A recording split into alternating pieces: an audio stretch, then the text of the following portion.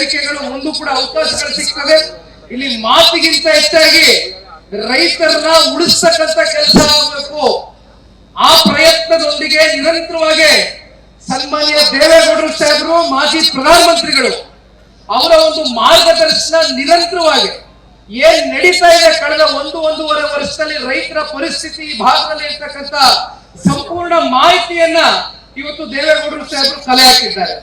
ಬಹುಶಃ ತಾವೆಲ್ಲ ಗಮನಿಸಿರ್ಬೋದು, ದೇವೇಗೌಡರು ಸಾಹೇಬರು ಒಂದು ಕರೆಯನ್ನ ಕೊಟ್ಟರು, ಒಂದು ಪತ್ರಿಕಾಗೋಷ್ಠಿ ಕರೆದು ರಾಜ್ಯ ಸರ್ಕಾರಕ್ಕೆ, ರಾಜ್ಯದ ಮಾನ್ಯ ಮುಖ್ಯಮಂತ್ರಿಗಳಿಗೆ ರೈತರಿಗೆ ಇದೇ ರೀತಿ ಅನ್ಯಾಯ ಮಾಡ್ಕೊಂಡು ಏನಾದ್ರೂ ನೀವು ಅವರ ಭೂಮಿಯನ್ನ ಕಸ್ಕೊಳ್ತಕ್ಕಂಥ ಒಂದು ಪ್ರಯತ್ನಕ್ಕೆ ಇವತ್ತೇನು ಕೈ ಹಾಕಿದ್ದೀರಿ, ನೀವು ಹಿಂದೆ ಸರಿಲಿಲ್ಲ ಅಂತಕ್ಕಂಥದ್ದಾದ್ರೆ ನಾನು ಸತ್ಯಾಗ್ರಹವನ್ನ ಕೂಡಲೇ ರೈತರಿಗೋಸ್ಕರ ಇಡೀ ವಯಸ್ಸಲ್ಲಿ ಇರ್ತಕ್ಕಂಥದ್ದು ಸನ್ಮಾನ್ಯ ದೇವೇಗೌಡರು ಸಾಹೇಬರು ಹೇಳ್ತಾ ಇದ್ದಂತೆ ಮಾನ್ಯ ದಿನ ತಾವುಗಳೆಲ್ಲ ನೋಡಿದ್ದೀರಿ. ಕರ್ನಾಟಕ ರಾಜ್ಯದ ಮಾನ್ಯ ಮುಖ್ಯಮಂತ್ರಿಗಳು ಪತ್ರಿಕಾಗೋಷ್ಠಿಯನ್ನ ಕರೆಸ್ತಾರೆ. ಪತ್ರಿಕಾಗೋಷ್ಠಿಯಲ್ಲಿ ಸಮಿತಿ ರಚನೆ ಮಾಡ್ತೀನಿ ಅಂತಾರೆ, ಪರಿಶೀಲನಾ ಸಮಿತಿ, ಅದರ ಮೂಲಕ ಒಂದು ವರದಿಯನ್ನ ಕೊಡ್ತೀನಿ ಅಂತ ಹೇಳಿ ಅವತ್ತಿನ ದಿನವೇ ಮಿಕ್ಕಂತ 4 ಹಳ್ಳಿಗಳ ಅಂತಿಮ ಅಧಿಸೂಚನೆಯನ್ನ ಹೊರಡಿಸಿದ್ದು ನೋಡಿದ್ದೀರಿ. ಅಂದ್ರೆ ರಾಜ್ಯ ಸರ್ಕಾರ ಹಾಗೂ ರಾಜ್ಯದ ಮುಖ್ಯಮಂತ್ರಿಗಳ ದ್ವಂದ್ವ ಮನಸ್ಥಿತಿ, ದ್ವಂದ್ವ ನೀತಿಗಳು ಯಾವ ರೀತಿ ಇದೆ ಅಂತಕ್ಕಂಥದ್ದು ಬಹುಶಃ ಇದಕ್ಕಿಂತ ಸ್ಪಷ್ಟವಾದಂತಹ ಒಂದು ಉದಾಹರಣೆ ನಮ್ಮ ಕಡೆ ಮುಂದೆ ಕಾಣಲಿಕ್ಕೆ ಸಾಧ್ಯ ಇಲ್ಲ. ಕಳೆದ 3-4 ವಾರದಿಂದ ಸಮಿತಿ ರಚನೆ ಮಾಡಕ್ ಆಗ್ಲಿಲ್ಲ.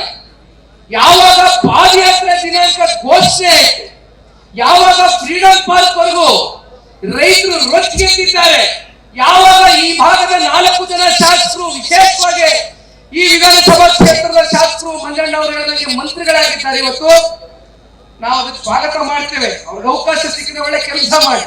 ಆದರೆ ಇಲ್ಲಿಯವರೆಗೂ ಕೂಡ 500ಕ್ಕೂ ಹೆಚ್ಚು ದಿನಗಳ ಕಾಲ ರೈತಾಪಿ ವರ್ಗ ಬೀದಿಲಿ ಕೂತಿದೆ, ನೋವಲ್ಲಿದ್ದಾರೆ, ಸಂಕಷ್ಟದಲ್ಲಿದ್ದಾರೆ. ಒಬ್ಬರಾದ್ರೂ ಬಂದು ಅವ್ರ ಸಂಕಷ್ಟವನ್ನು ಆಲಿಸ್ತಕ್ಕಂಥ ಪ್ರಯತ್ನ ಮಾಡಿದ್ರ? ಯಾವಾಗ ಪಾದಯಾತ್ರೆ ಘೋಷಣೆ ಆಯಿತು, ಯಾವಾಗ ಕುಮಾರಣ್ಣವರು ಪಾದಯಾತ್ರೆಗೆ ಬಂದು ಚಾಲನೆ ಕೊಡ್ತಾರೆ, ನಾಳೆಯ ದಿನ ದೇವೇಗೌಡರು ಸಾಹೇಬರು ಬಂದು ಭಾಗವಹಿಸ್ತಾರೆ ಅಂತಕ್ಕಂಥದ್ದು ತಿಳಿದು ಅಶೋಕಣ್ಣ ಅವರು ಮಾತಾಡಬೇಕಾದ್ರೆ ಹೇಳ್ತಾ ಇದ್ರು, ಬೆಳಗ್ಗೆ ಎಲ್ಲ ಪತ್ರಿಕಾ ಮಾಧ್ಯಮಗಳಲ್ಲಿ, ದೃಶ್ಯ ಮಾಧ್ಯಮಗಳಲ್ಲಿ ನೋಡಿರ್ಬೇಕು ತಾವು, ದೊಡ್ಡ ದೊಡ್ಡ ಪುಟದ ಜಾಹೀರಾತುಗಳು. ಇವತ್ತು ಒಂದ್ ಕಡೆ ಜನತಾದಳ ಪಕ್ಷದ ಪ್ರಶ್ನೆ ಮಾಡ್ತಾರೆ, ಮತ್ತೊಂದಷ್ಟು ಕಡೆ ಭಾರತೀಯ ಜನತಾ ಪಾರ್ಟಿಗೆ ಸುರಿಮಳೆ ಪ್ರಶ್ನೆಗಳನ್ನ ಇವತ್ತೇನು ಕೇಳಿದ್ದಾರೆ. ಇಂಥ ಪ್ರಶ್ನೆಗಳಿಗೆ ನೀವು ಉತ್ತರ ಕೊಡಬೇಕಾಗಿರ್ತಕ್ಕಂಥದ್ದು ಇಲ್ಲಿರ್ತಕ್ಕಂಥ ರೈತರಿಗೆ. ಸ್ವಾಮಿ ದಯವಿಟ್ಟು ತಿರುಗಿ ನೋಡಿ, ಪೆನ್ ಕೇಳಿದ್ರಿ, ಪೇಪರ್ ಕೇಳಿದ್ರಿ, ಯಾತಕ್ಕೋಸ್ಕರ ಪೆನ್ನು ಪೇಪರ್ ಇಸ್ಕೊಂಡ್ರಿ? ಇಲ್ಲಿ ಹೊಸದಾಗಿ ಇವತ್ತೊಂದು ನಿವೃತ್ತ ನ್ಯಾಯಮೂರ್ತಿಗಳ ಒಂದು ಸಮಿತಿ ರಚನೆ ಮಾಡಿದ್ದೀರಲ್ಲ, ಇನ್ನು 30 ದಿನದಲ್ಲಿ ವರದಿ ಕೊಡಬೇಕು ಅಂತ ಹೇಳ್ತಾ ಇದ್ದೀರಲ್ಲ, ಇವತ್ತೇ ನಿಂತ್ಕೊಂಡು ಹೇಳ್ಬೋದಲ್ವ ನಾವು ನೀವು ವರದಿನಲ್ಲಿ ಏನ್ ತಯಾರಾಗುತ್ತೆ ಅನ್ನೋದು? ಸಂಶಯ ಇದೆಯಾದ್ರು ಯಾರ ಪರವಾದಂತ ವರದಿ ತಯಾರು ಮಾಡಬಹುದು? ಸರ್ಕಾರದ ಅನುಕೂಲಕ್ಕೆ ವರದಿ ತಯಾರಾಗುತ್ತೆ, ಅದರಲ್ಲಿ ಯಾವುದೇ ಸಂಶಯ ಇಲ್ಲ.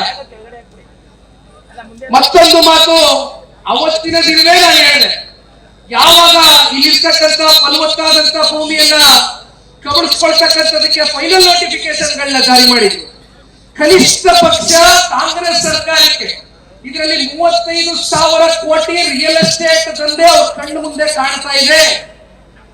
ರಾಜ್ಯ ಸರ್ಕಾರಕ್ಕೆ ರಿಯಲ್ ಎಸ್ಟೇಟ್ ದಂಧೆ ಅಷ್ಟೇ ಕಾಣ್ತಾ ಇರೋದು, ಆದ್ರೆ ಇಲ್ಲಿರ್ತಕ್ಕಂಥ ರೈತರಿಗೆ ಅವರ ಭಾವನೆಗಳಡಗಿದೆ, ಸಾಕಷ್ಟು ಜನ ಅವ್ರ ತಂದೆ ತಾಯಿ, ಅವ್ರ ತಾತ ಅಜ್ಜಿ ತೀರ್ಕೊಂಡು ಹೋಗಿರ್ತಕ್ಕಂಥ ಸಮಾಧಿ ಇದೆ, ಅವರ ಭಾವನೆಗಳಲ್ಲಿ ಅಡಗಿದೆ. ನಿಮಗೆ ಇದು ಒಂದು ರಿಯಲ್ ಎಸ್ಟೇಟ್ ಪ್ರಾಜೆಕ್ಟ್ ಅಷ್ಟೇ, ಆದ್ರೆ ಇದು ರೈತರ ಬದುಕಿನ ಪ್ರಶ್ನೆ, ರೈತರ ಎದೆ ಮೇಲೆ ಮರಣ ಶಾಸನವನ್ನ ಬರೀತಕ್ಕಂಥ ಈ ರಾಜ್ಯ ಸರ್ಕಾರದ ಪತನಕ್ಕೆ ಬಹುಶಃ ಇವತ್ತಿನ ಪಾದಯಾತ್ರೆ ಏನು ಪ್ರಾರಂಭ ಆಗಿದೆ, ಅದಕ್ಕೆ ಶಂಕುಸ್ಥಾಪನೆಯನ್ನು ಮಾಡ್ತಕ್ಕಂಥದಕ್ಕೆ ತಾವೆಲ್ಲರೂ ಕೂಡ ಸನ್ಮಾನ್ಯ ಕುಮಾರಣ್ಣ ಅವರ ಒಂದು ಆಶೀರ್ವಾದದಲ್ಲಿ, ಸನ್ಮಾನ್ಯ ದೇವೇಗೌಡರು ಸಾಹೇಬರ ಮಾರ್ಗದರ್ಶನದಲ್ಲಿ ಇವತ್ತು ನಾವು ನೀವೆಲ್ಲರೂ ನಡಿಬೇಕಾಗಿದೆ. ಇದು ಯಾವುದೇ ಒಂದು ರಾಜಕೀಯದ ಲಾಭ ನಷ್ಟದ ಲೆಕ್ಕಾಚಾರಕ್ಕೋಸ್ಕರ ಇವತ್ತು ನಾವು ಈ ಪಾದಯಾತ್ರೆಯನ್ನ ಮಾಡ್ತಾ ಇಲ್ಲ.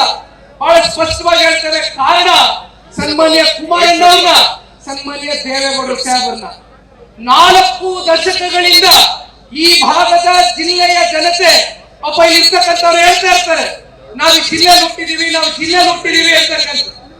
ಯಾರು ಎಲ್ಲಿ ಹುಟ್ಟಬೇಕು, ಯಾವಾಗ ಈ ಭೂಮಿ ಬಿಟ್ಟೋಗ್ಬೇಕು ಅಂತಕ್ಕಂಥದ್ದು ಆ ಭಗವಂತ ತೀರ್ಮಾನ ಮಾಡ್ತಾನೆ, ಅದು ನಮ್ಮ ಕೈಯಲ್ಲಿಲ್ಲ. ಆದ್ರೆ ಯಾವುದೋ ಒಂದು ಋಣಾನುಬಂಧ, ಯಾವ ಭಗವಂತ ಕುಮಾರಣ್ಣನಿಗೆ ರಾಮನಗರ ಜಿಲ್ಲೆಯಿಂದ ಅವರು ರಾಜಕೀಯವನ್ನ ಪ್ರವೇಶ ಮಾಡ್ತಾರೆ, ರಾಜಕೀಯವನ್ನ ಪ್ರಾರಂಭ ಮಾಡ್ತಾರೆ. ಇಂಥ ಒಂದು ಪುಣ್ಯ ಜಿಲ್ಲೆಯಲ್ಲಿ ನಮ್ಗೆ ರಾಜಕೀಯವಾಗಷ್ಟೇ ಅಲ್ಲ, ವೈಯಕ್ತಿಕವಾಗಿ ನೀವುಗಳು ನಮ್ಮನ್ನ ನೋಡ್ತಕ್ಕಂಥ ರೀತಿ, ಕೊಡ್ತಕ್ಕಂಥ ಗೌರವ, ಇವೆಲ್ಲವನ್ನ ನೋಡಿದಾಗ ಇವತ್ತು ನಿಖಿಲ್ ಕುಮಾರಸ್ವಾಮಿ ಕುಟುಂಬದ ಒಬ್ಬ ಕುಡಿಯಾಗಿ, ದೇವೇಗೌಡರು ಶ್ಯಾಮರ ಮೊಮ್ಮಗನಾಗಿ, ಕುಮಾರಣ್ಣ ಅವರ ಮಗನಾಗಿ ನನ್ನ ಒಂದು ಜವಾಬ್ದಾರಿಯ ಒಂದು ಅರಿವು ನನಗಿದೆ. ಅದನ್ನ ನಾನು ಅರ್ಥಕೊಂಡಿದ್ದೇನೆ ಬಹಳ ಚೆನ್ನಾಗಿ. ಇವತ್ತು ನಾನು ಒಂದು ಮಾತನ್ನ ಕೊಟ್ಟಿದ್ದೆ, ಕುಮಾರಣ್ಣ ಅವರು ನನಗೆ ಮೊದಲನೇ ದಿನಾನೇ ಹೇಳಿದ್ರು, ಹೆಚ್ಚು ಕಮ್ಮಿ ಕುಮಾರಣ್ಣ ಅವರು ಕಳೆದ ವರ್ಷ ಜೂನ್ ತಿಂಗಳಲ್ಲಿ ಬಂದಿತ್ತು ಮೊದಲು, ಅದಾದ ಒಂದು ತಿಂಗಳ ನಂತರ ನಾನು ಬಂದೆ. ಹಲವಾರು ಬಾರಿ ಬಂದಿದ್ದೇವೆ, ಹಲವಾರು ಬಾರಿ ಹೆಚ್ಚು ಕಮ್ಮಿ ನಾವು 11 ಕಿಲೋಮೀಟರ್ ಬೈಲಮಂಗಲದಲ್ಲಿ ಒಂದು ಪಾದಯಾತ್ರೆಯನ್ನ ಮಾಡಿದ್ದೇವೆ. ವಾಸ್ತವ ಸ್ಥಿತಿಯನ್ನ ಅರ್ಥಕೊಳ್ಳೋಣ, ನಡೀಲಿ ಮಂಜಣ್ಣ ಹೋಗೋಣ. ಏನಿದೆ ವಾಸ್ತವ ಸ್ಥಿತಿ ಅಂತಕ್ಕಂಥದ್ದು, ಹೆಚ್ಚು ಕಮ್ಮಿ 6 ಲಕ್ಷ ಲೀಟರ್ ಬೆಂಗಳೂರಿಗೆ ಇವತ್ತು ಹಾಲನ್ನ ಸರಬರಾಜು ಮಾಡ್ತಾ ಇದ್ದೀರಿ, ರೇಷ್ಮೆ ಬೆಳಿತೀರಿ, ತೆಂಗಿದೆ, ಮಾವಿದೆ, 10 ಲಕ್ಷಕ್ಕೂ ಹೆಚ್ಚು ಗಿಡ ಮರಗಳ ಮಾರಣ ಹೋಮವನ್ನ ಇವತ್ತು ಮಾಡ್ತಕ್ಕಂಥದಕ್ಕೆ ಸರ್ಕಾರ ಪ್ರಯತ್ನ ಪಡ್ತಾ ಇದೆ. ಇಂಥ ಸಂದರ್ಭದಲ್ಲಿ ನಾನು ಪಾದಯಾತ್ರೆಯನ್ನ ಮಾಡಿದ ಕೊನೆಯ ಗ್ರಾಮ ಹೊಸೂರು ಗ್ರಾಮದಲ್ಲಿ ನಿಂತು ಮಾತನಾಡಬೇಕಾದ್ರೆ ಒಂದು ಮಾತನ್ನ ಕೊಟ್ಟೆ. ಅದು ಕುಮಾರಣ್ಣ ಅವರು ನನಗೊಂದು ಮಾತನ್ನ ಹೇಳಿದ್ರು, ನೋಡಪ್ಪ ಇರ್ತಕ್ಕಂಥ ರೈತರಿಗೆ ನನ್ನ ಪರವಾಗಿ ನೀನು ಒಂದು ವಿಚಾರವನ್ನ ಮುಟ್ಸಿ ಬಾ ಅಂತ ಹೇಳಿದಂತ ವಿಚಾರ, ಕಾನೂನಿನ ಹೋರಾಟಕ್ಕೆ ಯಾವುದೇ ನೀವು ತೊಂದರೆ ತಗೊಳಕ್ ಹೋಗಬೇಡಿ, ನಿಮ್ಮ ಜೊತೆಯಲ್ಲಿ ನಾವು ಬಿಗಿಯಾಗಿ ನಿಲ್ತೇವೆ ಅಂತಕ್ಕಂಥದನ್ನ ಕುಮಾರಣ್ಣ ಅವರು ಕೊಟ್ಟಂತ ನನಗೆ ಆ ಒಂದು ಮಾತೇನಿತ್ತು, ಅದನ್ನ ನನ್ನ ಮೂಲಕ ನಿಮ್ಮೆಲ್ಲರಿಗೂ ಕೂಡ ಒಂದು ಮಾತನ್ನ ಹೊಸೂರು ಗ್ರಾಮದಲ್ಲಿ, ನಾನು ಕಡೆಯ ಗ್ರಾಮದಲ್ಲಿ ಭಾಷಣ ಮಾಡಿದಾಗ